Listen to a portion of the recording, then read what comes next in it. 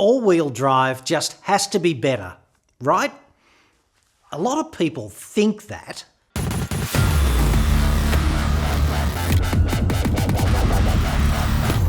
Welcome to What the Fack, where I air your collective concerns and only go medieval when the issue warrants it. Or if you're a witch. I've always hated witches. I'm John Cadogan from autoexpert.com.au, the place where Aussie new car buyers save thousands off their next new cars. Hit me up on the website for that. Two-wheel drive versus all-wheel drive is the classic SUV dichotomy, and the default presumption is all-wheel drive is better. But the truth is, a lot of this really depends upon you and how you'll actually be using the vehicle.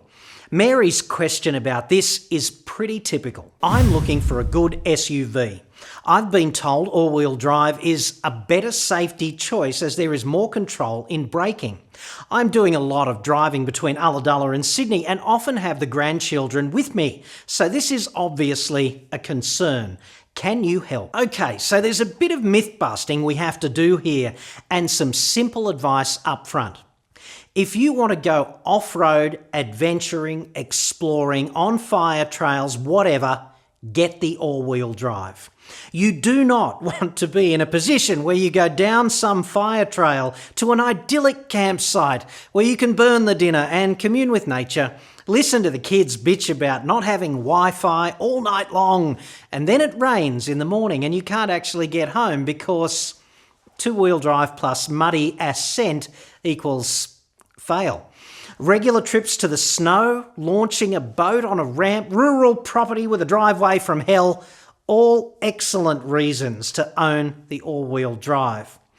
But if you want an SUV really only to act in the capacity of a de facto family station wagon, and that's all you want it to do, you probably don't need all-wheel drive. In fact, if you've had a car all these years and you're getting an SUV and you don't plan on driving any differently, two-wheel drive is going to be fine. Goodness me, look at the time. It's bullshit busting o'clock.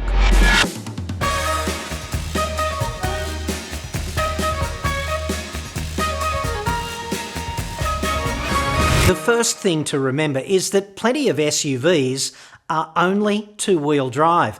Nissan's moderately camp Qashqai and Honda's exceptionally gay HR-V, for example, are two-wheel drive only, and the base models of plenty of other SUVs, like the Mazda CX-5, Kia Sportage and Hyundai Tucson, the base models are all front drivers. At this point, we better put Subaru in a box on its own. That company only does all-wheel drive, and it's a unique-ish selling proposition. In fact, Subaru's symmetrical all-wheel drive is an excellent system, and, together with their involvement in rally, it rocketed them from a herbal hippie obscurity in the 1990s to where they are today, swimming happily in the mainstream. In Subaru's case, all-wheel drive really does mean all the wheels are driving all the time. But in the majority of the rest of the market, not so much. We'll get to that now. Most all-wheel drive systems are on-demand, meaning they are predominantly, overwhelmingly two-wheel drive for the vast majority of their operational lives. All-wheel drive is only invoked when there is front wheel spin. When the front wheels lose it, that's the demand for on-demand all-wheel drive. So let's be perfectly clear. Your common, notionally all-wheel drive SUV, just driving down the road normally, is doing so under the tractive effort of just the front wheels. If they're not threatening to spin, the rear wheels are not threatening to drive. Most of these on-demand systems statistically never engage all-wheel drive. 99.9% of the time, they're just two-wheel drive. In fact, 99.9% would be 1 kilometre in every 1,000 kilometres, and I really don't think they're doing that much all-wheel driving. Sure, you can lock all-wheel drive in manually. If you see Kim Kardashian's ass up ahead, lubed up with suntan lotion, I'd be locking in all-wheel drive if you want to make it across without slipping into the crack. And he was never heard from, ever again. Locking in all-wheel drive is also a really good idea in that rain overnight camping scenario we discussed a bit earlier. But it's really a bad idea at other times, especially on high traction surfaces, where driving in all-wheel drive will start scrubbing out the tyres and potentially break the transmission. Good safety tip there. Leave it in auto. You have to remember that the front end of the car and the rear end follow slightly different paths when you drive around curves. Therefore, they travel different distances. Therefore, they need to turn at different rates. If you lock them together by pressing that button and traction levels are high, there's an excellent chance you will break something expensive. Subaru gets around this problem with a viscous coupling just behind the gearbox. It's a bunch of precise hardware swimming in very thick viscous silicon fluid, and the upshot is that it allows the front and the rear prop shafts to turn at different rates without blowing up. However, you can turn the viscous coupling into an IED of sorts by fitting different size tyres, front and rear, even slightly different, or by abusing the crap out of it, generally by attempting hardcore off-roading when that's really not the vehicle's remit. Apart from additional traction in slippery conditions, the purported advantages of all-wheel drive for ordinary drivers are pretty much fluff. All-wheel drive used to be a huge contributor to overall dynamic stability, but then, when the dinosaurs all died out and Twitter was invented, cars came with a bunch of other stability-enhancing technology like electronic stability control, and that's pretty much levelled the playing field by making two-wheel drive vehicles just as stable in most driving scenarios. People say all-wheel drive gives you more grip, but this is unmitigated bullshit. Grip is a function of rubber on the road. It's not a function of which wheels are driving. What all-wheel drive does, however, is reduce the tractive effort at each wheel for any given throttle input.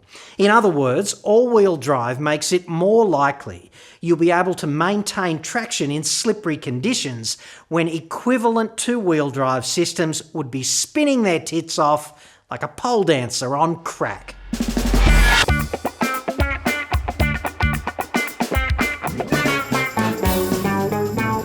Mary is under the impression that all-wheel drive helps under brakes on the highway. I do not know why people have told her that, but they have. The truth is actually pretty different. In fact, many on-demand all-wheel drive systems have braking algorithms that disengage the all-wheel drive to avoid feedback effects and thereby boost stability under braking. So two-wheel drive under brakes. Audi does that. And frankly, with electronic brake force distribution and all the other high-tech brake systems, it's pretty hard to see the driveline contributing anything to overall retardation when the chips are down. The other thing most people don't realise, I guess, is that all-wheel drive is generally interlocked out so that it cannot be engaged automatically at speeds over about 60 kilometres an hour in most of these vehicles.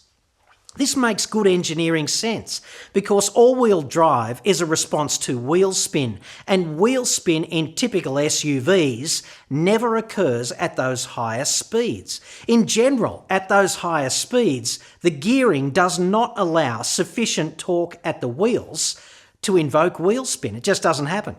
In the context of ordinary driving around the suburbs and on the highway, all-wheel drive offers no particular advantage.